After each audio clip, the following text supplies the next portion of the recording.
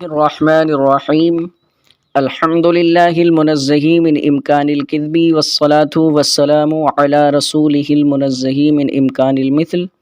مصنف علیہ رحمہ افعال عاملہ کو بیان فرما رہے ہیں۔ ما قبل میں فعل معروف اور فعل مجہول کے تعلق سے بیان فرمایا، فعل لازم اور فعل متعدی کو بیان فرمایا۔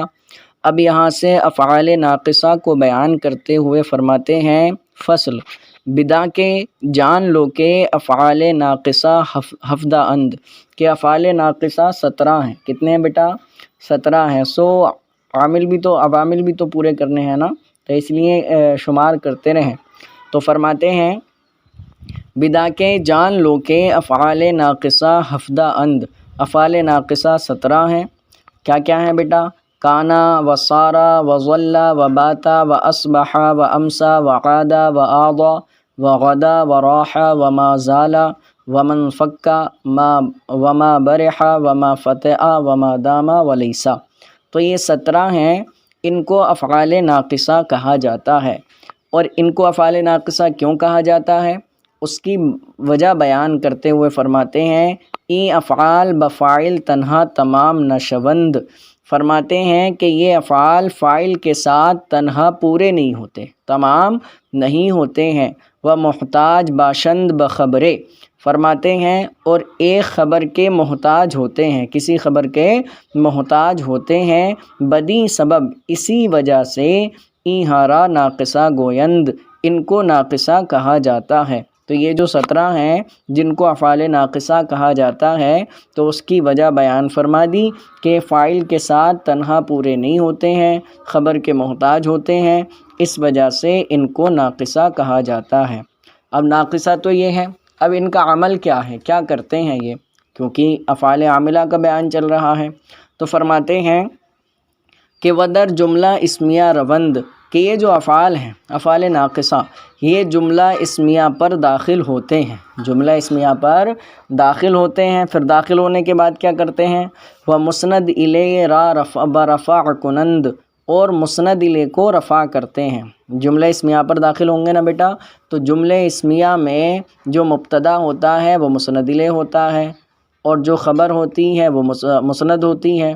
تو جو مسند الیہ ہے اس کو کیا کریں گے؟ یہ رفع کرتے ہیں، و مسند را بنصب، اور مسند کو کیا کرتے ہیں؟ نصب کرتے ہیں۔ مثال چوں جیسے کانا زیدن قائمن، کانا زیدن قائمن، زید کھڑا تھا، اس کو سمجھے بیٹا۔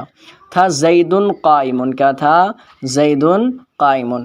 اب یہ جو زیدن قائمن تھا تو زید مسند الیہ تھا، قائمن مسند تھا۔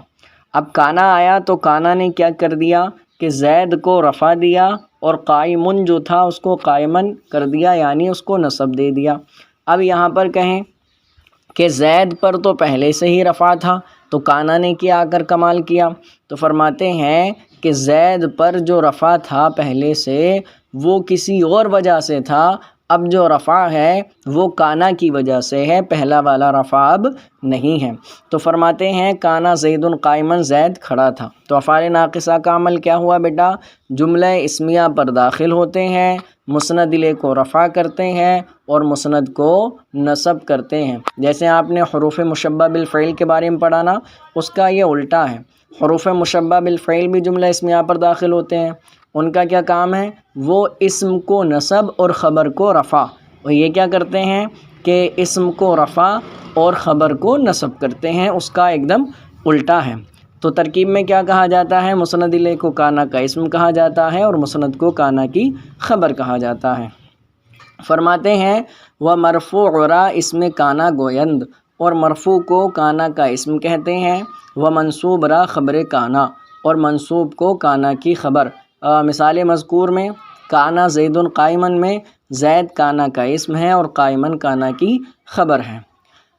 و باقی را بری قیاس کن، اور باقی جو 16 باقی بچے ہیں ان کو اسی پر قیاس کریں کانا پر، کہ سارا زیدن قائمن اور ظل زیدن قائمن وغیرہ ذالک۔ ان کی جو تفصیل ہے انشاءاللہ تعالی اگلی کتابوں میں آپ کو پڑھائی جائے گی بہت اچھی طرح سے، پہلے اس کو اچھے سے یاد کر لیں۔ آگے فرماتے ہیں بدا کے جان لو کہ بعض از این افعال در بعض احوال۔ فرماتے ہیں کہ یہ جو 17 افعال ہیں بعض از این افعال، ان افعال میں سے بعض، در بعض احوال، بعض حالتوں میں، ان افعال میں سے بعض حالتوں میں بفاعل تنہا تمام شوند، فاعل کے ساتھ تنہا پورے ہو جاتے ہیں، تمام ہو جاتے ہیں اور خبر کی ضرورت نہیں ہوتی۔ بعض ان میں سے بعض افعال بعض حالتوں میں فاعل کے ساتھ تنہا پورے ہو جاتے ہیں، خبر کی ان کو ضرورت نہیں ہوتی۔ جیسے کانا مطرن، جیسے کانا مطرن، تو یہ کانا مطرن یہ جو ہے یہ مطر جو فاعل ہے کانا کا اس کے ساتھ پورا ہو گیا، اس کا معنی ہے بارش ہوئی، شد بارہ کہ بارش ہوئی۔ تو فرماتے ہیں اب یہاں جو ہے اس کو کانا تامہ کہا جائے گا۔ آگے فرماتے ہیں ایک تو یہ معاملہ ہو گیا کہ یہ فاعل کے ساتھ تنہا پورے ہو جاتے ہیں ان میں سے بعض حالتوں میں۔ آگے فرماتے ہیں بمعنی حصلہ، یہ حصلہ کے معنی میں ہو گئے، جب فاعل کے ساتھ تنہا پورے ہو جائیں گے تو حصلہ کے معنی میں ہوں گے۔ وَأُورَا کانا تامہ گویند، یہاں پر یہ کانا کس کے معنی میں ہوا؟ حصلہ کے معنی میں ہوا۔ وَأُورَا کانا تامہ گویند، اور اس کو کانا تامہ کہا جاتا ہے جبکہ فاعل پر پورا ہو جائے۔ افعال ناقصہ میں سے وہ افعال جو بعض حالتوں میں فاعل پر پورے ہو جاتے ہیں تو ان کو تامہ کہا جاتا ہے۔ آگے فرماتے ہیں وکانا زائدہ نیز باشد، اور کانا جو ہے وہ زائدہ بھی ہوتا ہے۔ زائدہ ہونے کا مطلب یہ ہے کہ اگر اس کو عبارت سے حذف کر دیا جائے تو معنی مقصود میں کوئی خلل واقع نہ ہو۔ انشاءاللہ تعالی تفصیل آپ کو اگلی کتاب میں پڑھائی جائے گی۔